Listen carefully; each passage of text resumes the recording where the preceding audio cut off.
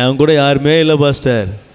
ஆண்டவர் சொல்கிறாரு, சபையே, என் ஆலயமே, உன் கூட, உன்னோடு கூட, உன் பக்கத்தில் நான் இருக்கிறேன், நான் நடக்கிறேன், நான் கரத்தை பிடிச்சிருக்கிறேன். பேதுருவுக்கு சொன்னேன், உன் மேலே சபையை கட்டுவேன், பாதாளத்தின் வாசல் மேற்கொள்ளாது. ஆண்டவர் முதன்னு சபைன்னு பேர் வச்ச இடமே அதுதான். அல்லேலூயா. சபையை கட்டுவேன்னு சொல்லி சபைன்னு வருகிற இடமே அதுதான். இப்போ ஆண்டவர் சொல்கிறாரு, உன் மேலே உன்னை கொண்டு, உன்னை அஸ்திபாரமாக கொண்டு இன்னும் அநேக ஜனங்கள் என்ன செய்வேன், எழுப்புவேன்.